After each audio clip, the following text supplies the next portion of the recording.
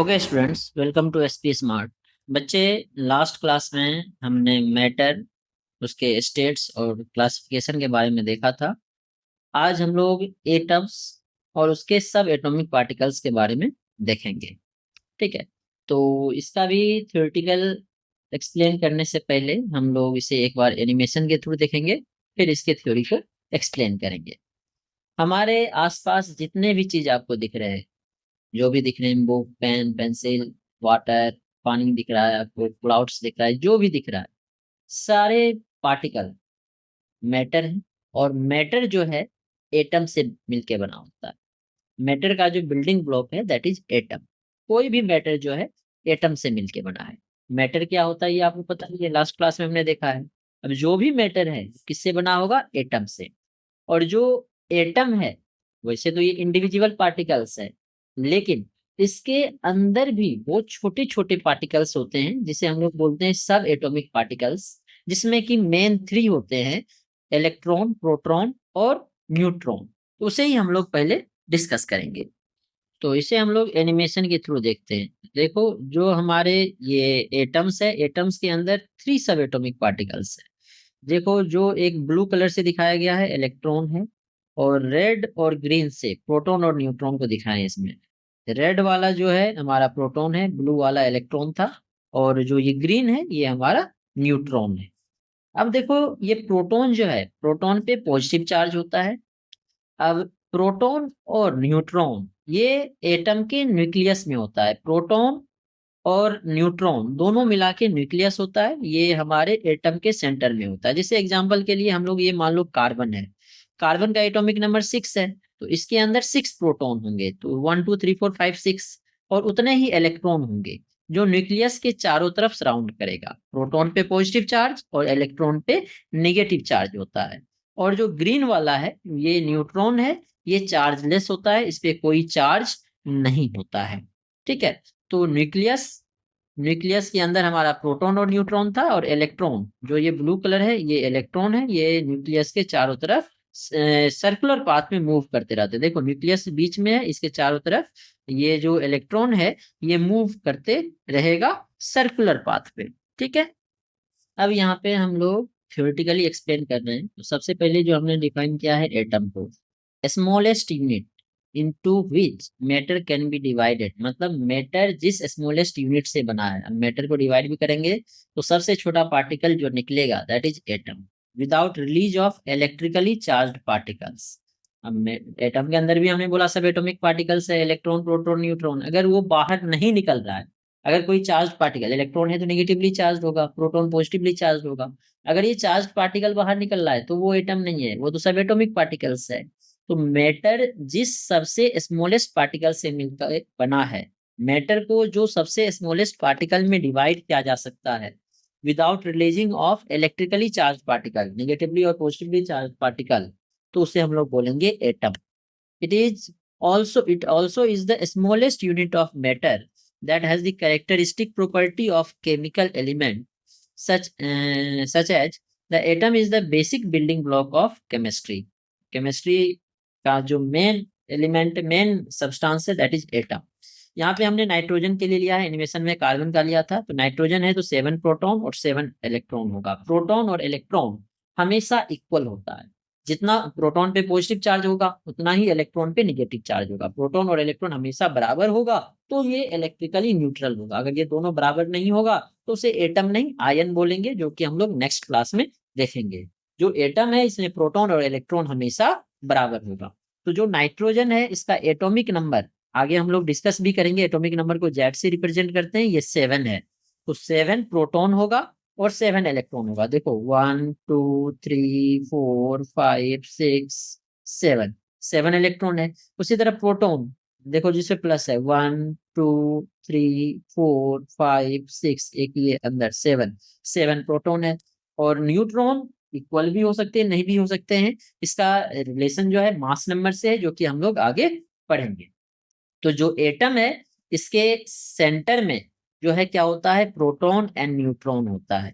Proton और neutron centre में होता है, और इलेक्ट्रॉन इसके चारों तरफ सर्कुलर पाथ पे मूव करते हैं, जो कि हमने एनिमेशन में भी दिखाया था। अब देखो हम लोग वन बाय वन करके डिस्कस करते हैं। सबसे पहला हमने लिया है इलेक्ट्रॉन्स। तो इलेक्ट्रॉन्स क्या है? सब एटॉमिक पार्टिकल्स है। इलेक्ट्रॉन, प्रोटॉन, न्यूट्रॉन तीनों सब एटॉमिक पार्टिकल है। तो इलेक्ट्रॉन भी सब एटॉमिक पार्टिकल्स है that revolve around the nucleus of atom. Nucleus का मतलब जो एटम के सेंटर है, जहां पे प्रोटॉन और न्यूट्रॉन दोनों होता है, उसे ही हम लोग न्यूक्लियस बोलते हैं। प्रोटॉन और न्यूट्रॉन को कंबाइनली हम लोग न्यूक्लियॉन्स भी बोलते हैं, लेकिन मेनली जो फेमस नेम है that is nucleus. These electrons may be removed from or gained by an atom to form ions. अगर एटम से इलेक्ट्रॉन निकाल लें या ऐड करें तो आयंस बनेगा, जो कि हमने बताया, नेक्स्ट क्लास में डिस्कस करेंगे। अगर एटम से इलेक्ट्रॉन निकाल लें तो पॉजिटिव चार्ज बनता है, जिसे कैटायन बोलते हैं, और इलेक्ट्रॉन ऐड करें तो निगेटिव चार्ज बनता है, जिसे एनायन बोलते हैं। ये कल हम लोग डिस्कस करेंगे। Electrons of different atom come together to participate in chemical bonding. जो एटम्स है, केमिकल बॉन्डिंग में कौन पार्टिसिपेट करता है? एटम। और एटम भी पूरा एटम पार्टिसिपेट नहीं करता है, एटम का जो आउटर मोस्ट सेल में इलेक्ट्रॉन है वो पार्टिसिपेट करता है। ठीक है, अब कुछ पॉइंट्स हमने एटम के बारे में बताया गया है और उसके डिस्कवरी के बारे में बताया। यहाँ पे इलेक्ट्रॉन्स पे चार्ज क्या होता है? निगेटिवली चार्ज होता है। तो इलेक्ट्रॉन्स निगेटिवली चार्ज सब एटॉमिक पार्टिकल्स है।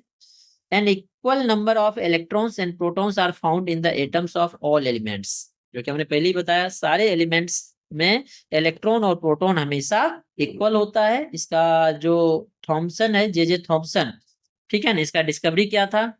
और थॉमसन में पी नहीं होता है, पी को काट देना। जे थॉमसन, इसका डिस्कवरी क्या था? Is credited with the discovery of electrons since was the first person to accurately calculate mass and the charge of electron। जो जे थॉमसन था, यही चार्ज और मास इलेक्ट्रॉन का कैलकुलेट किया था, इसलिए हम लोग इलेक्ट्रॉन की डिस्कवरी में जे थॉमसन को ही बोलते हैं। मास ऑफ इलेक्ट्रॉन नेग्लिजिबल होता है एज कंपेयर टू प्रोटॉन और neutron. It is found to mass equal to 1/1837 times of the mass of proton. Proton का जो मास होगा उसका 1/1837 टाइम्स होगा इलेक्ट्रॉन का मास। जो इलेक्ट्रॉन का चार्ज है -1.602 इंटू 10⁻⁻19 कूलम होता है। ये चार्ज है कूलम में। ESU में बोलोगे तो -4.8 इंटू 10⁻⁻10 ESU हो जाएगा। और अगर मास का एग्जैक्ट डाटा देखोगे तो ये होता है 9.1 इंटू 10⁻31 किलोग्राम, ये मास होता है। ठीक है, तो याद रखना चाहते हो तो आप याद रख सकते हैं इसे। अब जो नेक्स्ट सब एटॉमिक पार्टिकल्स है वो है प्रोटॉन्स। ठीक है, प्रोटॉन्स और न्यूट्रॉन्स दोनों न्यूक्लियस में होता है। प्रोटॉन्स पे पॉजिटिवली चार्ज होता है और न्यूट्रॉन्स पे कोई चार्ज नहीं होता है। ठीक है, दोनों का मास इलेक्ट्रॉन के कंपैरिजन में ज्यादा होता है। इलेक्ट्रॉन जो है नेग्लिजिबल मास होता है, प्रोटॉन और न्यूट्रॉन जो है मास इसका होता है। ठीक है, तो protons and neutrons together make the nucleus. Nucleus में यही दोनों होता है of atom and hence called nucleons. इसीलिए इसे हम लोग न्यूक्लियॉन्स भी बोलते हैं, जैसा कि हमने पहले भी बताया है। इसके कुछ इंपॉर्टेंट पॉइंट्स हैं। प्रोटॉन्स जो है पॉजिटिवली चार्ज सब एटॉमिक पार्टिकल्स है। किसी भी एटम में जितने प्रोटॉन्स है वो हमेशा इलेक्ट्रॉन्स के इक्वल होगा, अगर एटम है। आयन के केस में नहीं, एटम के केस में प्रोटॉन और इलेक्ट्रॉन हमेशा बराबर होता है। इसका डिस्कवरी जो है रदरफोर्ड ने किया था। ठीक है, proton can be produced by the removal of electron from hydrogen atom. अगर हाइड्रोजन एटम है, हाइड्रोजन क्या होता है? 1 हाइड्रोजन एटम में अभी आगे डिस्कस करेंगे हम लोग। एटॉमिक नंबर 1 है, प्रोटॉन 1 होता है, इलेक्ट्रॉन 1 होता है, न्यूट्रॉन नहीं होता है। न्यूट्रॉन होता है दोनों का डिफरेंस, अभी डिस्कस करेंगे हम लोग आगे। तो प्रोटॉन, हाइड्रोजन एटम में एक प्रोटॉन और एक इलेक्ट्रॉन है। अगर हाइड्रोजन से इलेक्ट्रॉन निकाल लें, क्या बचेगा? सिर्फ प्रोटॉन बचेगा। तो वही बताया, अगर हाइड्रोजन एटम से एक इलेक्ट्रॉन निकाल लिया जाए तो सिर्फ प्रोटॉन बचेगा। प्रोटॉन का मास होता है 1.676 इंटू 10⁻⁻24 ग्राम। और जो चार्ज है प्रोटॉन का एग्जैक्टली सेम होता है इलेक्ट्रॉन के। साइन जो है पॉजिटिव होगा, इलेक्ट्रॉन का साइन निगेटिव था, प्रोटॉन का साइन पॉजिटिव होता है। +1.602 इंटू 10⁻⁻19 कूलम जो है प्रोटॉन का चार्ज होता है। न्यूट्रॉन जो है अभी हमने बताया, प्रोटॉन और न्यूट्रॉन जो है दोनों न्यूक्लियस में होता है। न्यूक्लियस में प्रोटॉन के साथ न्यूट्रॉन्स होता है। ठीक है, ये न्यूट्रल नेचर होता है, न्यूट्रॉन पे कोई चार्ज नहीं होता है, ना पॉजिटिव ना नेगेटिव, इसीलिए इसका नाम न्यूट्रॉन दिया। ये न्यूट्रल नेचर होता है, इसीलिए न्यूट्रॉन दिया है। ठीक है, they do not carry any charge. The discovery of general properties of neutrons are discussed below. Neutrons are neutrally charged subatomic particles. कोई चार्ज नहीं होता है. Masses of two different isotopes of an element vary due to the difference in the number of neutrons in their respective nuclei. जो mass number है atom का वो different होता है. अगर प्रोटॉन सेम भी है, अगर न्यूट्रॉन डिफरेंट हो गया तो मास नंबर डिफरेंट हो जाएगा, जिससे आइसोटोप का फॉर्मेशन होता है. इसका डिस्कवरी जो है जेम्स चैडविक ने किया था 1932 में. ठीक है. They were discovered in experiment wherein a thin sheet of beryllium was bombarded with alpha particle. Beryllium पे अल्फा पार्टिकल का बम्बार्डमेंट किया था, तो उससे जो पार्टिकल निकला उसका नाम न्यूट्रॉन दिया था. इस पे कोई चार्ज नहीं होता है. इसका मास जो है ऑलमोस्ट प्रोटॉन के इक्वल होता है, 1.676 into 10 का power -24 gram. Thus the discovery of general properties of three primary subatomic particles are covered. यहाँ पे हमने ये तीनों डिस्कस किया है. अब जो हम लोग केमिकल सिंबल के बारे में पढ़ेंगे. जो कोई भी एलिमेंट है इसका सिंबल मान लो X है, एटॉमिक नंबर Z होता है और मास नंबर A. X जो है symbol, Z atomic number, A जो है मास नंबर है. तो इस तरह से भी लिख सकते हैं, इस तरह से भी, इस तरह से भी. लेकिन एटॉमिक नंबर हमेशा नीचे आएगा, मास नंबर हमेशा ऊपर आएगा. जैसे हाइड्रोजन है 1 इसका मतलब हाइड्रोजन का एटॉमिक नंबर भी 1 है और मास नंबर भी 1 है. अब एटॉमिक नंबर मास नंबर क्या है वो अभी हम लोग डिस्कस करेंगे. हीलियम लिखा है 24, इसका मतलब हीलियम का एटॉमिक नंबर 2 है, मास नंबर 4 है. कार्बन लिखे 612, मतलब कार्बन का एटॉमिक नंबर 6 है, मास नंबर 12 है. तो इस तरह से हम लोग एटॉमिक नंबर और मास नंबर को सिंबल में रिप्रेजेंट करते हैं. ठीक है. अब देखो एक चीज और बताया, जैसे हाइड्रोजन है इसका सिंबल H है, क्लोरीन का सिंबल Cl होता है, कार्बन का C है, आयरन का Fe होता है. ये जो है एलिमेंट का सिंबल. एटॉमिक नंबर जो है नंबर ऑफ प्रोटॉन्स के इक्वल होता है. किसी भी एटम में जितना प्रोटॉन्स होगा वही उसका एटॉमिक नंबर होगा. इसे हम लोग Z से रिप्रेजेंट करते हैं. जैसे कार्बन है, कार्बन का एटॉमिक नंबर 6 है, इसका मतलब कार्बन में 6 प्रोटॉन्स है. मास नंबर जो है, मास नंबर इक्वल होता है सम ऑफ प्रोटॉन्स एंड न्यूट्रॉन्स के. किसी भी एटम के न्यूक्लियस में जितने प्रोटॉन्स प्लस जितने न्यूट्रॉन्स हैं वो उसका मास नंबर होगा. इसे ए से रिप्रेजेंट करेंगे. It is also called atomic mass number या न्यूक्लियन नंबर, क्योंकि जो न्यूक्लियंस होता है उसमें प्रोटॉन्स और न्यूट्रॉन्स होता है. इसी के नंबर्स को हम लोग बोलते हैं मास नंबर, इसलिए इसे न्यूक्लियन नंबर भी बोलते हैं. लेकिन जो फेमस है, जो आपको मिलेगा वो मास नंबर ही मिलेगा. ठीक है. Number of protons and neutrons को ही हम लोग न्यूक्लियंस बोलते हैं इन एन एटॉमिक न्यूक्लियस, जो कि हमने आगे भी बताया. Carbon, mass number of carbon 12 है, इसका मतलब नंबर ऑफ प्रोटॉन्स और नंबर ऑफ न्यूट्रॉन्स का जो सम है ये 12 होगा. न्यूट्रॉन्स प्लस प्रोटॉन्स 12 होगा. इसका मतलब जो है कार्बन का मास नंबर 12 है. तो mass number neutron plus proton होता है. तो अगर न्यूट्रॉन निकालोगे तो क्या होगा, मास नंबर माइनस प्रोटॉन, और प्रोटॉन इक्वल होता है एटॉमिक नंबर के, इसीलिए A माइनस Z. इसीलिए हमने बोला था 612 है. तो न्यूट्रॉन कितने होंगे, दोनों को डिफरेंस कर दो, 12 माइनस 6 न्यूट्रॉन होंगे. हाइड्रोजन है 1 न्यूट्रॉन कितने होंगे, दोनों का डिफरेंस 1 माइनस 1 0. हाइड्रोजन में न्यूट्रॉन्स नहीं होता है. पूरे पीरियोडिक टेबल में एक ही ऐसा एलिमेंट हाइड्रोजन है जिसके पास न्यूट्रॉन नहीं होता है. तो यहाँ से एक फॉर्मूला बन गया, प्रोटॉन्स जो है हमेशा एटॉमिक नंबर के इक्वल होगा. इलेक्ट्रॉन्स एटम में अगर उस पर चार्ज नहीं है तो एटॉमिक नंबर के इक्वल होगा, या बोल सकते हैं प्रोटॉन के इक्वल होगा. और न्यूट्रॉन्स जो है mass number minus atomic number के इक्वल होगा. अब कुछ क्वेश्चंस हमने डिस्कस किया है. हमें प्रोटॉन, इलेक्ट्रॉन, न्यूट्रॉन तीनों निकालना है. ब्रोमीन का एटॉमिक नंबर 35 है, मास नंबर 18 है. ब्रोमीन दिया है 35 80, मतलब एटॉमिक नंबर 35, मास नंबर 80. तो प्रोटॉन कितने होंगे, प्रोटॉन्स होता है एटॉमिक नंबर के इक्वल 35. इलेक्ट्रॉन कितने होंगे, एटम दिया है, आयन नहीं है, तो एटॉमिक नंबर के इक्वल. न्यूट्रॉन कितना होगा, mass number minus atomic number, 80 minus 35 that is 45. ठीक है. तो इस तरह से हम लोग इलेक्ट्रॉन, प्रोटॉन और न्यूट्रॉन एटम का कैलकुलेट कर सकते हैं. आयन का भी कैलकुलेट कर सकते हैं, जो हम लोग नेक्स्ट क्लास में डिस्कस करेंगे. अब जो है हम लोग एक और टर्म डिस्कस करते हैं, वैलेंसी. वैलेंसी हमने डिफाइन किया है कंबाइनिंग कैपेसिटी.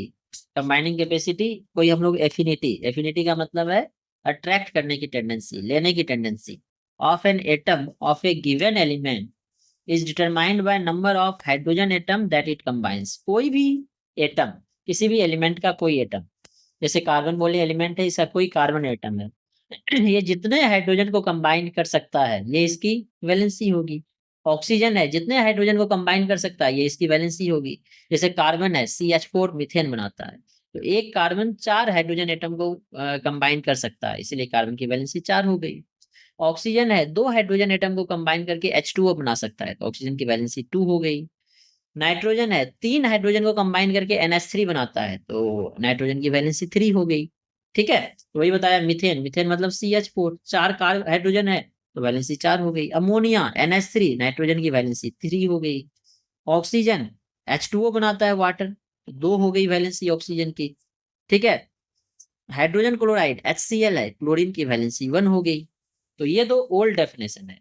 जो मॉडर्न डेफिनेशन है वैलेंसी का, ये IPAC ने दिया है। इसके according maximum number of univalent atom, hydrogen या क्लोरीन दोनों में से कोई ले सकते हैं, दैट में combine with a atom of the element under consideration. जिस एटम का निकालना है वैलेंसी, वो कितने यूनिवैलेंट एटम हाइड्रोजन और क्लोरीन के साथ अटैच हो सकता है, उसे ही हम लोग बोलेंगे वैलेंसी। जैसे यहाँ पे हाइड्रोजन का वैलेंसी बोलता तो एक क्लोरीन है 1 हो जाता है, क्लोरीन का 1 हो गया।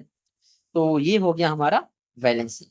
अब इसके बाद नेक्स्ट क्लास जो लेक्चर 4 है, इसमें हम लोग आयंस देखेंगे, और आयंस का इलेक्ट्रॉन, प्रोटॉन, न्यूट्रॉन हम लोग कैसे निकालते हैं, ये भी हम लोग नेक्स्ट क्लास में डिस्कस करेंगे।